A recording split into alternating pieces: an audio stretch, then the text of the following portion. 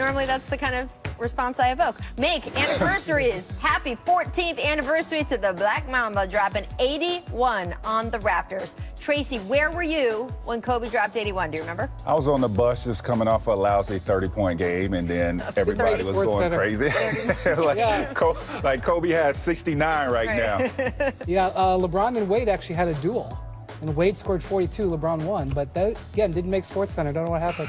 I was in Pittsburgh getting ready for the Super Bowl with rookie Ben Roethlisberger. That's who I was covering, and Jerome Bettis. I did not play in that Super Bowl, just to clarify that.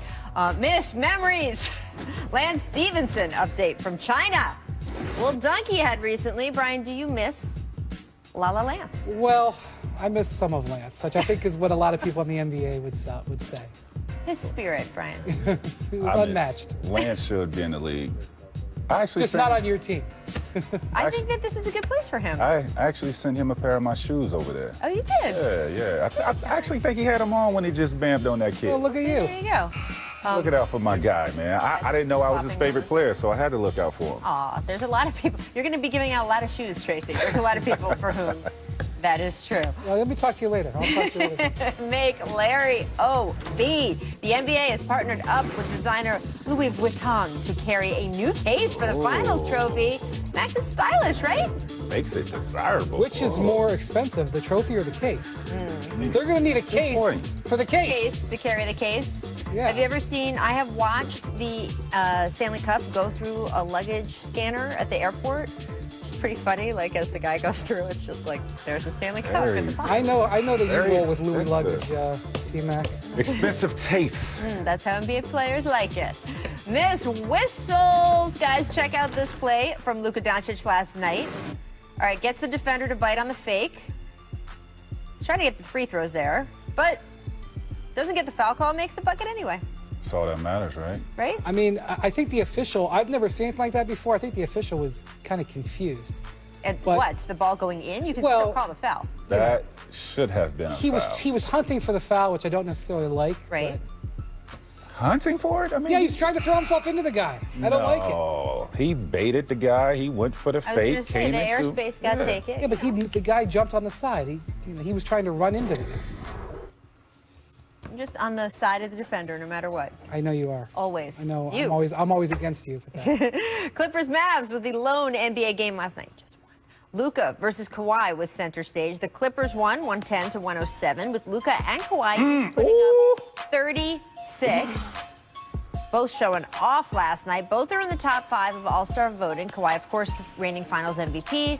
Luka in the MVP conversation for this year. Just last night, who put in the better performance? I hate to do this. I mean, because both of those boys were special last night. Luka, I mean, what can you say about this kid? Second year and the numbers that he's putting up and what he's doing for the Mavericks. Porzingis was in and out of the lineup with that knee injury, and man, but Kawhi Leonard, to me, it seems like over the last 10 games or so, he has been looking healthy. Yep.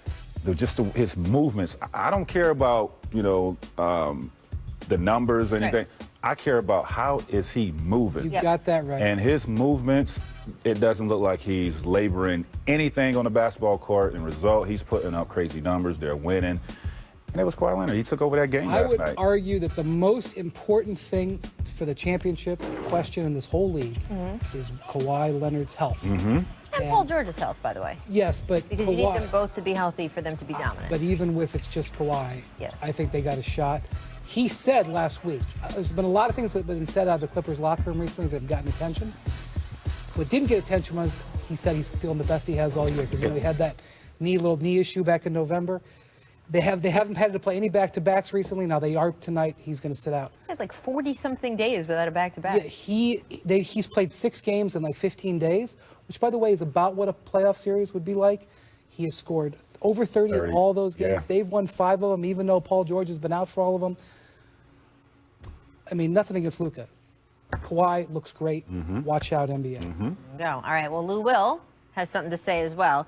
He's necessary. I'm trying to hurt somebody, but it was just a bad decision on all parts. Knowing how everything works over in that region, he'll be suspended indefinitely or till the Big 12 tournament. Right. Whichever comes Whichever happens. Yeah.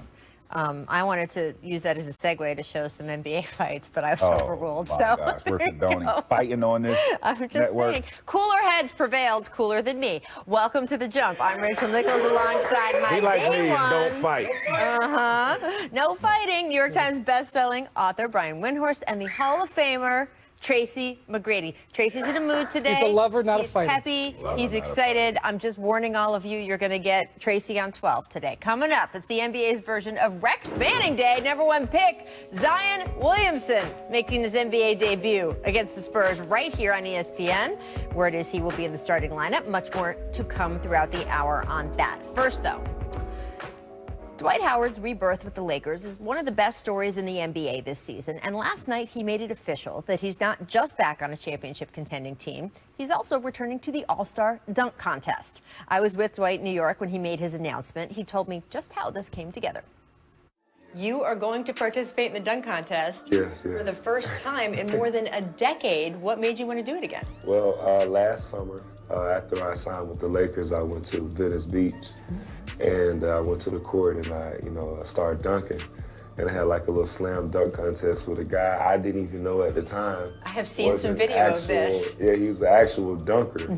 And I was like, man, if I'm doing these dunks now, I should probably try to get back in the dunk contest. And, I've been thinking about it ever since then and, processing what that feeling would be like. And, I wanted to get back in it. Are we going to see any throwbacks to some of the old dunks from your previous dunk contests? I was actually thinking about doing some stuff like that, bringing back some old things and kind of twist them into 2020. Any Superman? Well, you see what the shirt says. I'm back. I'm back. Back indeed. This year's dunk contest could get pretty spicy. We don't have official word yet. But remember, Aaron Gordon came on The Jump and said he wanted to get a rematch with Zach LaVine of their epic 2016 battle. For me, the best dunk contest of all time, still 88, Chicago, Michael Jordan, Dominique Williams, the human highlight did this. Yeah, that was pretty special. Look at this. I mean, 88 doing those type of dunks, the creativity was off the charts. Jordan, of course, from the stripe. That just looks poetry in motion, man. Just beautiful. Oof. I'm not sure we're ever going to reach that plateau again, not when some of the league's best dunkers keep declining to participate, John Morant. But Dwight Howard jumping back in this year can only help. After all, watching Superman fly never gets old. So, T-Mac, what was your favorite all-time dunk contest? Well, that one that you just showed, 1988, was a great one. I was a part of a great one in 2000. I know a lot of people suspect me to say that that was the best in 2000, but I mean, going into that, I knew Vince was going to win the slam dunk contest. That's why I didn't want to do it. So wait, tell the people what happened. We stayed in the same building in Toronto, right? I didn't want to get in the slam dunk contest, and he kept begging me to enter it. Oh, get in, cuz. Just get in. You're going to do well. I was like, boys, you crazy. Like, I see what you do every day. I can't compete with that. Right. So finally, we sitting in his apartment, we're playing video games, and he just kept begging me until I just gave in and was like, okay, I'll do it. So, I mean, we know what the results was. He put on a freaking show, right? It was over, right? I mean, it's what I thought. But I think the best one to me was Zach LaVine and Aaron Gordon. In 2016, that was pretty special. I was actually a judge on the panel, and the creativity that they brought out, it was like Neek and Jordan in 88. It was just 50s back to back, and it was a sight. Yeah, those guys was out of their mind that night. Yeah, and it wasn't like that one when he goes underneath his legs. Yep. He's 6'10". What I loved about that dunk contest, it wasn't 3 or 4 tries. It was like, no, we getting it on the first try, right? And that's to me. So I go with 2016. So the first one I ever watched, the first All-Star Saturday I ever watched was 1988. Larry Bird wins the three-point contest, holds his finger up, knowing he was going to make it to beat Dale Ellis. And this was my first ever slam dunk contest. You know, I went back and watched it this morning because I knew we were talking about it.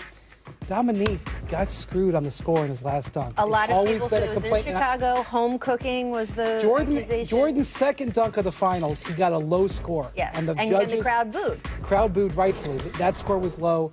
it did set up a great moment in the end where Jordan needed 49 to win, and he started in the backcourt. I know. I'm not taking anything away. I'm just saying Dominique. And when you watch it again, Clyde Drexler was in and he had gotten eliminated earlier, and Drexler knew that Dominique had gotten screwed. When Dominique came down and sat there and got the score, and all the crowd started buzzing because they knew Jordan would win, because it was possible Dominique could have eliminated Jordan. He had a lead. He could have eliminated him, and Drexler knew it was trash. It's a bummer to see.